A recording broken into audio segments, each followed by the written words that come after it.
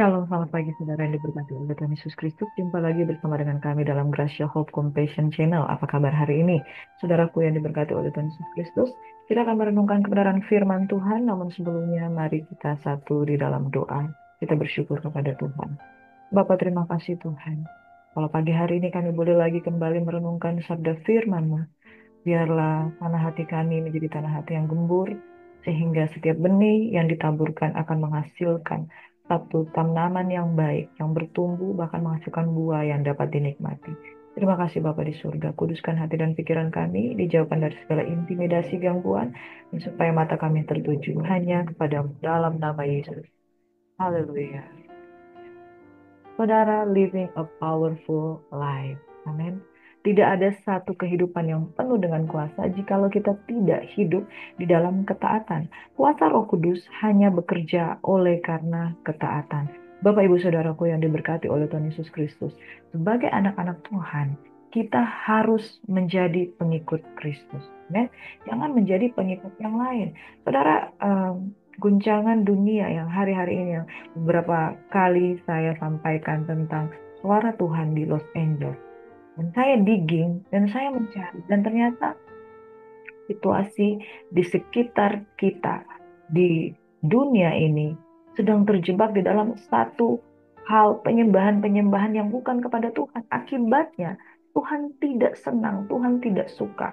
Dan saudaraku yang diberkati oleh Tuhan Yesus Kristus, Los Angeles dikenal sebagai satu kota yang ternyata sudah sangat jauh dari Tuhan. Pada waktu ada satu tayangan, seseorang yang komplain terhadap wartawan. Saudara tahu nggak kenapa hal ini terjadi di Los Angeles? Kami belum mengetahui penyebabnya, kami belum mengetahui siapa yang membakarnya. Lalu orang itu berkata seperti ini. Kejadian ini terjadi karena begitu banyak, mohon maaf, LGBT ada di Los Angeles ini. Kaum LGBT itu yang sangat tinggi sekali terjadi di Los Angeles ini. Dan Tuhan marah dengan hal ini. Lalu orang itu kok marah-marah dan dia berkata kepada wartawati itu, saudara harus tahu bahwa kejadian ini terjadi karena begitu besar dosa yang ada di Los Angeles. Dia berkata seperti itu. Nah, saudaraku yang diberkati, no judging, tapi kita tahu bahwa Tuhan tidak berkenan pada orang-orang yang dikuasai oleh kebajikan. Dan ini yang harus saya sampaikan kepada saudara. Bagaimana kita dapat mendengarkan satu pemberitaan kalau tidak ada orang yang diutus? Saudara, bagaimana kita dapat mendengarkan kebenaran kalau tidak ada orang yang berani untuk menyuarakan? Bertobatlah, kerajaan Allah sudah dekat. Saudara, kita ingin hidup di dalam kehidupan yang powerful, kita ingin hidup di dalam kehidupan yang diberkati oleh Tuhan, tapi tanpa ketaatan untuk mencari Tuhan dengan sungguh-sungguh, maka saudara akan mengalami kebinasaan.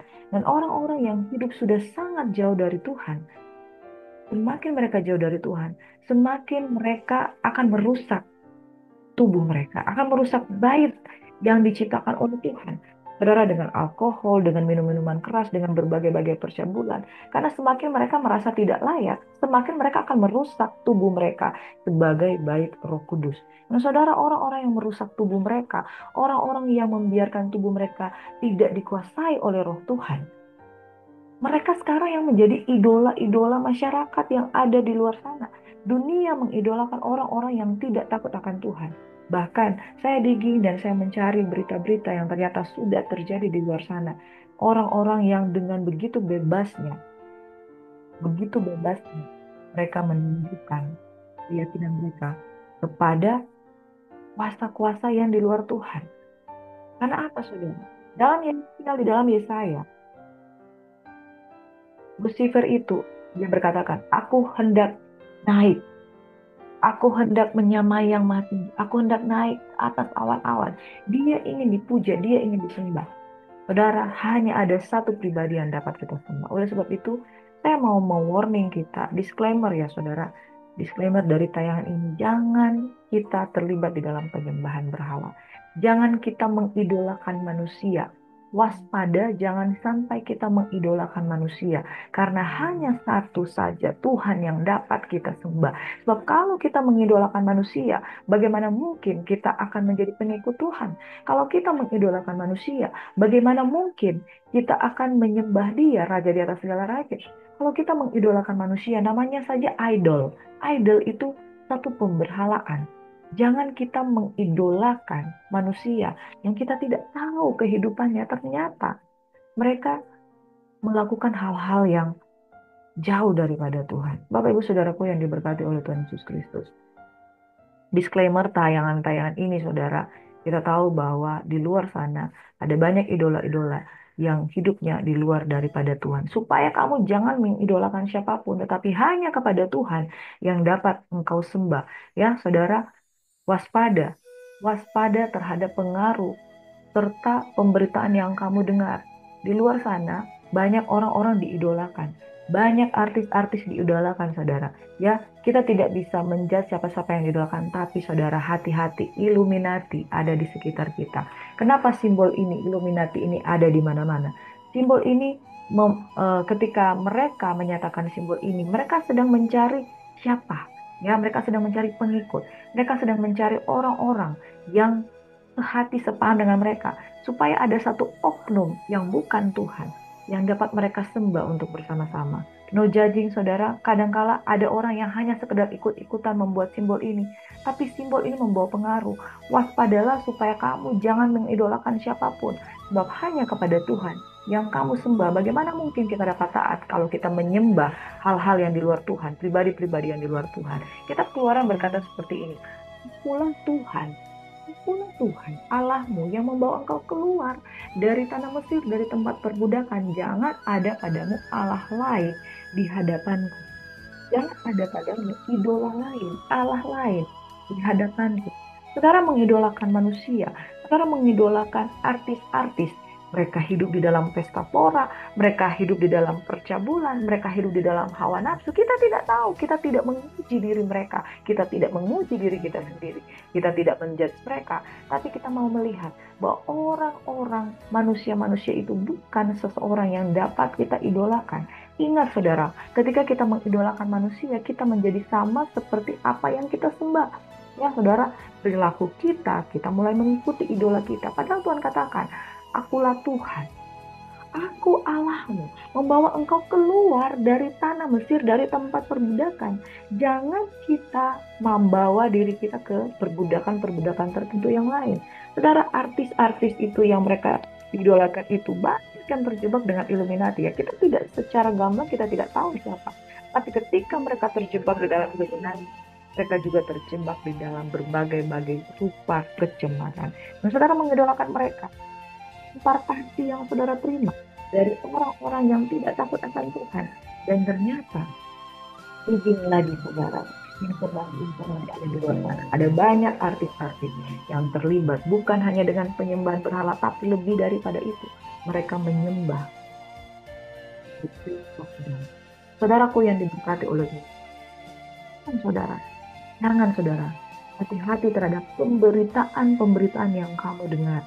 Ada berita informasi, ada sifat berita yang informasi yang membuat kalau kita mendengar, kita mendapatkan informasi tentang sesuatu, tapi ada pemberitaan-pemberitaan lewat lagu-lagu yang menyihir, yang mempengaruhi, dan itu mempengaruhi perilaku. Dan saudaraku, pemberitaan-pemberitaan yang bukan daripada Tuhan. Tuhan hanya memerintahkan kita hanya untuk mendengarkan pemberitaan Injil. Saya mau katakan warning saudara dan disclaimer bagi kita semua. Jangan engkau terjebak dengan pemberitaan-pemberitaan yang kamu dengar. Hati-hati saudara, pemberitaan itu bukan hanya sekedar news di dalam televisi lalu kamu mendengar berita informasi, tetapi lewat lagu-lagu ya.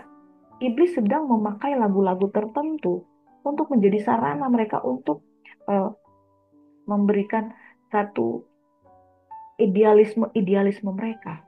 Perhatikan saudara, lagu-lagu yang beredar di luar sana. Lagu-lagu yang menyuarakan percabulan, lagu-lagu yang menyuarakan pemberontakan, lagu-lagu yang menyuarakan tentang untuk membelenggu manusia-manusia di dalam dosa.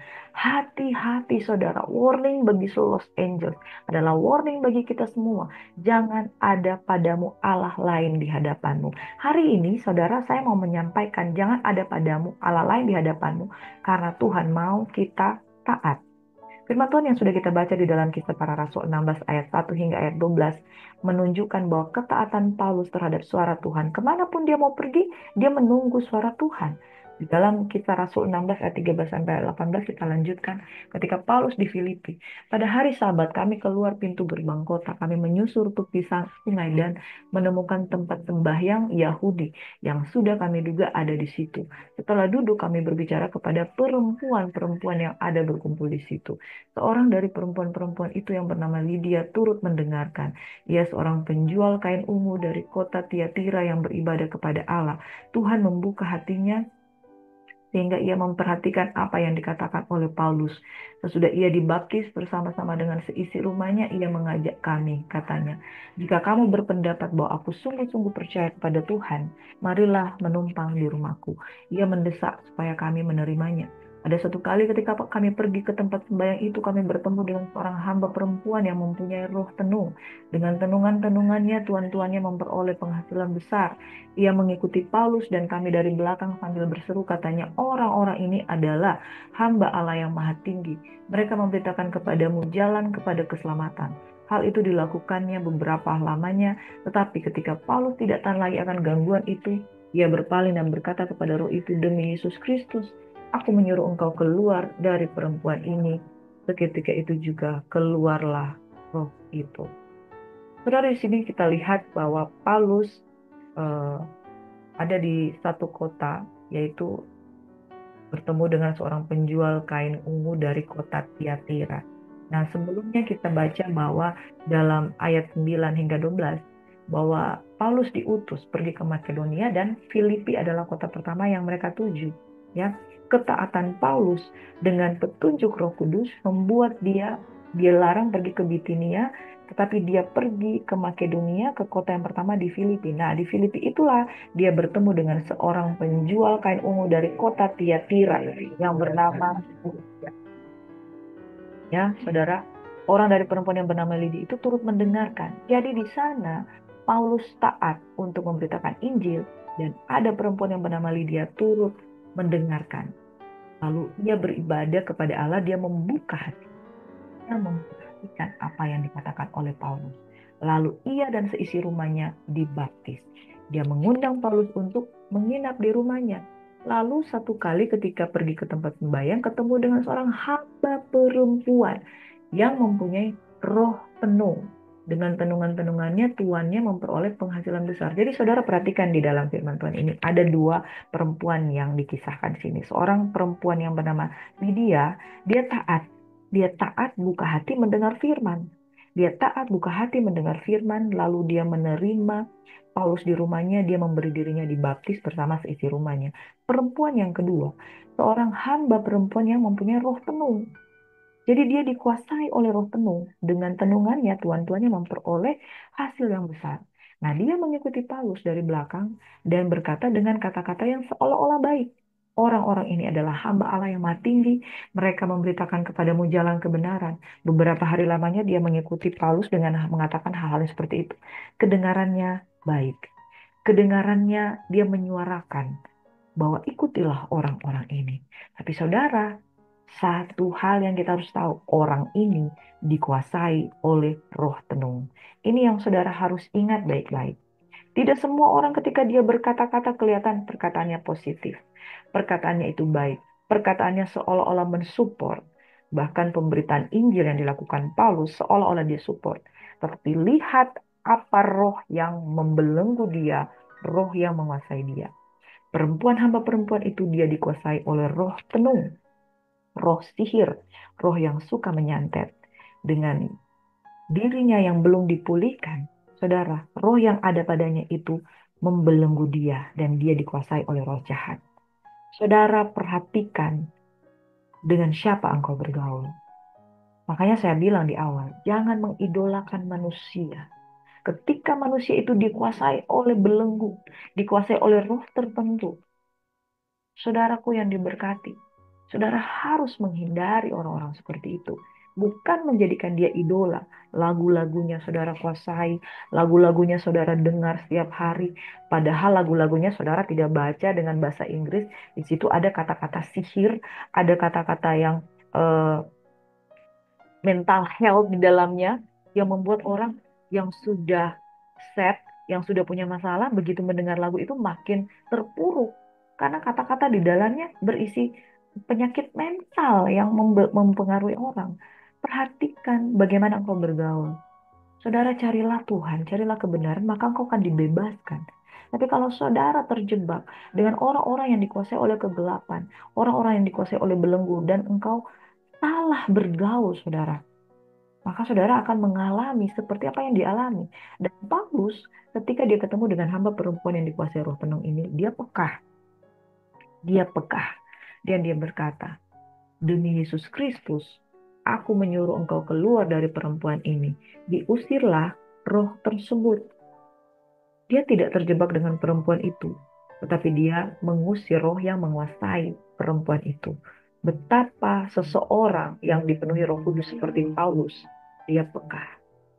Saya mau katakan saudara, pada hari ini, ketika engkau peka dengan Roh Kudus, ketika engkau dikuasai dengan Roh Kudus, Paulus itu peka. Dia tidak melayani sembarang melayani. Ketika Roh Yesus, Roh Tuhan menghalangi dia untuk pergi ke Bitinia, dia taat. Dia pergi ke Makedonia, dia pergi ke Filipi, dan dia bergerak di sana. Ketaatan mendatangkan kuasa. Dan hari-hari ini saya mau memperingatkan kita, hati-hati jangan mengidolakan manusia, hati-hati jangan dipengaruhi oleh roh-roh kuasa kegelapan, tapi saudara harus taat supaya hidup kita dipenuhi dengan Roh Kudus, bukan dengan roh-roh yang lain. Saudara, firman Tuhan hari ini saya mau mengingatkan kita bahwa ada kuasa di dalam ketaatan. Ingat, di dalam 1 Yohanes 2 ayat 17. Dunia ini sedang lenyap dengan keinginannya. Tapi orang yang melakukan kehendak Allah tetap hidup selama-lamanya. Ingat, jangan mengidolakan manusia. Jangan mengidolakan artis. Jangan mengidolakan manusia-manusia yang mereka hidup penuh dengan kemabukan, hawa nafsu, percabulan, dikuasai oleh roh-roh jahat. Tapi saudara seharusnya sebagai anak-anak Tuhan dengan penuh otoritas berkata, iblis keluar dari orang ini. Orang ini dikuasai. Mereka dikuasai narkoba dan lain sebagainya. Ada artis-artis tertentu, saudara. Mereka yang sebelum mereka menjual jiwa mereka kepada iblis, saudara. Mereka hidup, tampang mereka baik-baik. Tapi setelah mereka menjual dengan iblis, mereka mulai memakai pakaian-pakaian dengan tanduk.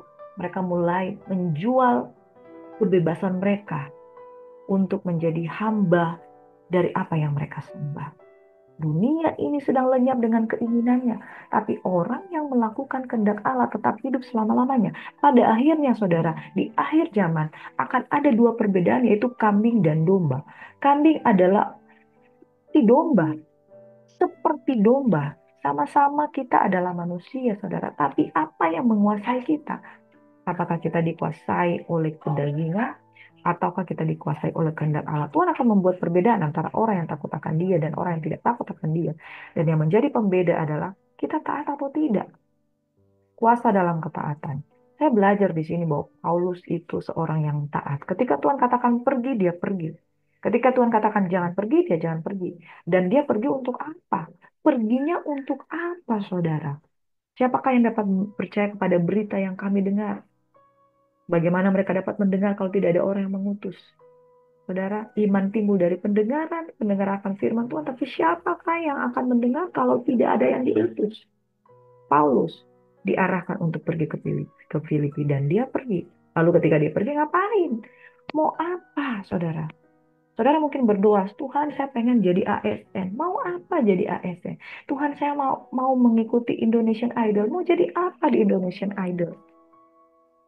Ya, Tuhan saya mau menjadi seorang yang terkenal. Mau jadi apa dengan terkenal? Pergi boleh, tapi beritakan Injil. Jangan kamu menjadikan dirimu idola-idola manusia atau jangan kamu pergi untuk mengidolakan manusia. Pergi untuk apa? Memberitakan Injil. Untuk apa? Menjadikan segala bangsa murid. Paulus diutus, dia pergi. Lalu dia memberitakan Injil kepada bangsa-bangsa Yahudi dan bangsa di luar Yahudi. Makanya Lydia dari Tiatira itu mendengarkan pemberitaannya. Dia menjadi murid. Apa yang terjadi, saudara? Ketaatan untuk melakukan perintah Tuhan. Paulus taat. Dia melakukan amanat agung untuk membaptis. Dia tidak takut. Dia membaptis Lydia dari Tiatira bersama dengan seisi keluarganya. Ketaatan untuk menyatakan otoritas Tuhan dengan mengadakan tanda-tanda heran. Ketemu dengan perempuan hamba yang tukang tenun itu. Saudara, dia usir. Dia lakukan tanda-tanda heran. Dia usir kuasa kegelapan yang ada pada dia. Amin, Bapak Ibu Saudara. Mari ingat, firman Tuhan amanat agung dalam Markus 16 ayat 15 hingga ayat yang ke-20. Lalu ia berkata kepada mereka, pergilah ke seluruh dunia.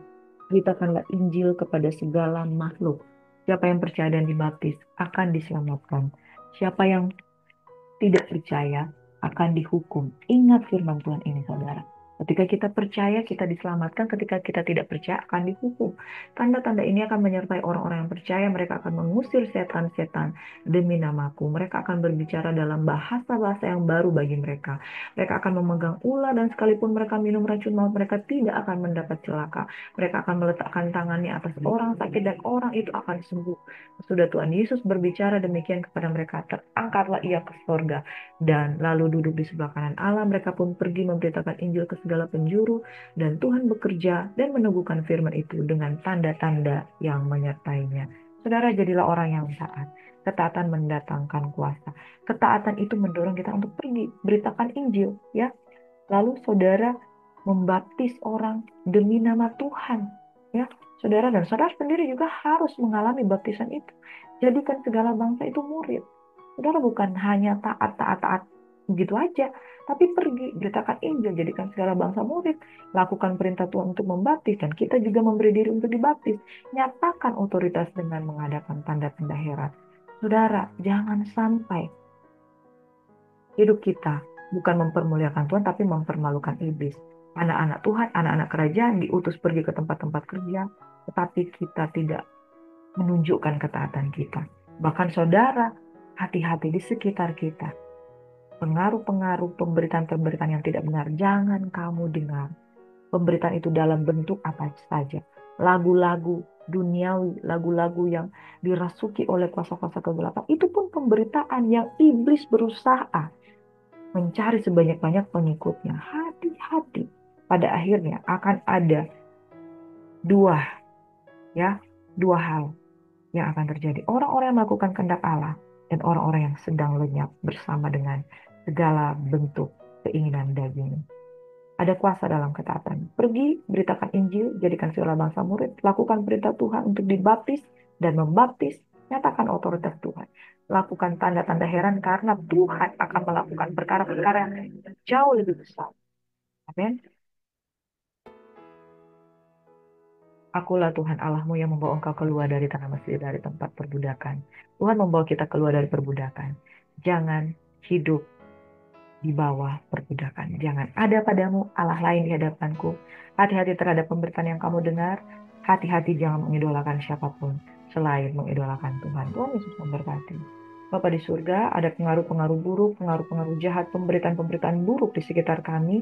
Orang-orang yang sedang lenyap dengan segala macam bentuk hawa nafsu dan kedagingannya yang sedang memberi pengaruh ke seantero negeri dunia ini. Tetapi Tuhan, jauhkanlah kami dari penyembahan-penyembahan berhala. Jauhkanlah kami dari penyembahan-penyembahan secara daging, pengaruh-pengaruh buruk. Biarlah kami bukan dipengaruhi, tapi mempengaruhi dengan pengaruh yang benar. Ketika kami taat, maka kami juga melakukan apa yang menjadi perintah Tuhan. Beritakan Injil, membawa pengaruh dan membawa jiwa sebanyak mungkin. Karena kami tahu iblis juga sedang berusaha untuk menarik jiwa-jiwa itu di dalam belenggunya. Tapi orang yang hidup dengan kehendak Tuhan akan tetap untuk selama-lamanya. Dalam nama Yesus, pada hari ini, dan di dalam nama Yesus Kristus, Tuhan, lepaskan kami daripada yang jahat dan biarlah kami yang satu nama Yesus Kristus. Haleluya. Amin. Shalom kekasih Tuhan, biarlah hanya kepada Tuhan kita menyembah. Tuhan Yesus memberkati.